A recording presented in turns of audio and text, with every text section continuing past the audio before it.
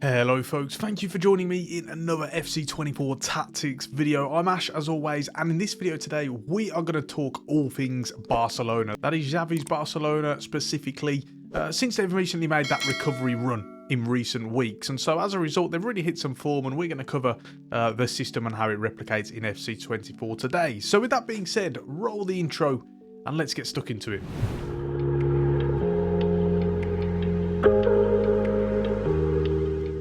So if you find this video helpful, you want to see more, make sure to hit the subscribe button and ring the bell to get notifications every time I upload. I think you guys are really going to enjoy lots of the content already on the channel and coming as well. And with that being said, it's time to talk position changes. So as you can see, we've got a funky looking system here. It's best off to start with just the general 4-3-3 holding system.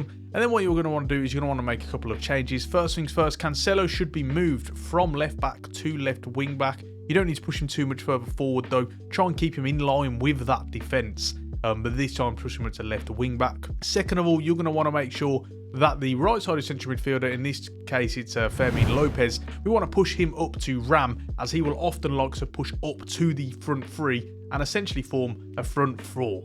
This is the best way to replicate that in this instance. Then with Felix overplaying this left wing role, we just want to make sure we keep him at left wing, but we move him inside so he is closer to the striker, and we also move Lewandowski as that striker over to the left side. Now he is still a striker role as well, but you just want to make sure you put him over to the left hand side a little bit, and this is going to make room for someone like Fermin Lopez in this case.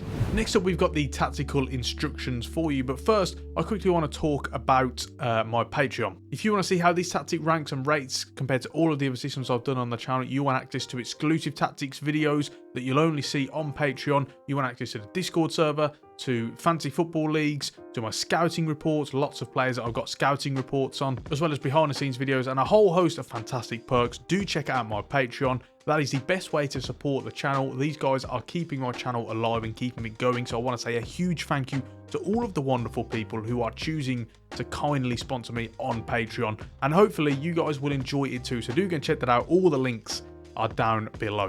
With the tactical instructions then, we've got pressure on heavy touch for the defensive style. The team width is on 20, making it nice and narrow, nice and compact, and then the depth is all the way up to 90, giving you that high block.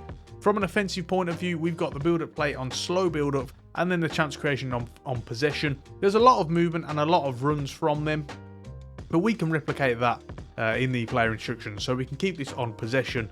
The width is also on 20, condensing it nice and compact, nice and narrow to get players close to each other, congest those central areas of the field. Then the players in the box is on 6. Finally, the corners and free kicks, both of these are on 4. Let's switch our focus onto the player instructions then, and start off with the keeper. Ter Stegen, in this case, he's on comes crosses and also sweeper keeper as well. Now with regards to the two centre backs, you don't need to make any changes there. Jules Koundé, in this case at the right back position, he's on balanced attacking runs, and then his run type is on inverted. And then João Cancelo, on the other hand, slightly different. He's on join the attack with his attacking runs, and now his run type is mixed. Sometimes he's overlapping and stretching the play, getting close to the touchline. Other times he'll condense and play more of that inverted fullback role. This is a way to try and replicate both and get the best of both worlds. With Christensen as that defensive midfielder, then his defensive behaviour is cut passing lanes, and attacking support is naturally stay back whilst attacking. In terms of his defensive position, you want him on cover centre, and then positioning freedom is stick to position. Now Gundogan is playing a different role to what he's really played in the past, particularly at Manchester City. No longer is he that out and out box to box midfielder as his age goes on and he gets older.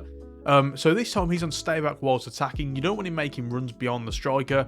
His support on crosses is just balanced, occasionally getting in there, but often staying deeper and roaming the pitch and trying to find pockets to instigate the play from deeper positions. Positioning freedom is free roam, as we talk about. He's trying to find those different areas, those pockets of space to really get on the ball, and then his defensive position is cover wing. Fermin Lopez is on comeback on defence, and then his support on crosses is getting to the box or the cross. Finally, positioning freedom is on stick to position.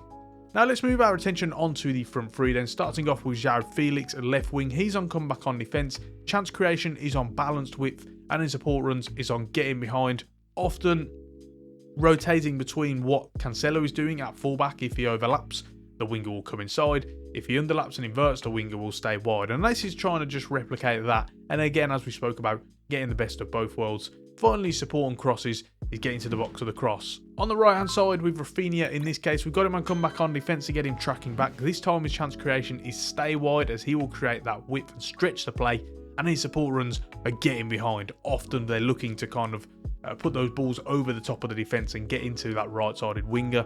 And then support on crosses is getting to the box of the cross. Finally, we come on to Lewandowski.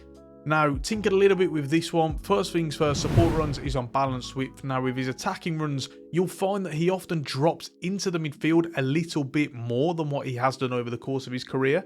However, it's not to the point where he's an out-and-out false nine. You're still trying to get him kind of in line with that front four.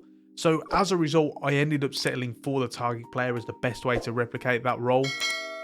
It's not ideal, it's not perfect, but it is the closest that you are going to get in this game. And finally, his defensive support is on stay forward. And so with that being said, we're going to round it off there. If you want to see how this tactic ranks and rates, as I mentioned already, do go and check out my Patreon, because it's the best way to not only support the channel, but get access to all those great perks, like my tactics package, like exclusive tactics videos, behind the scenes videos, scouting reports on real players, and a whole lot more. With that being said, we are going to be ready to round it off there. Subscribe to the channel, ring the bell to get notifications every time I upload. And until the next one, I will see you soon.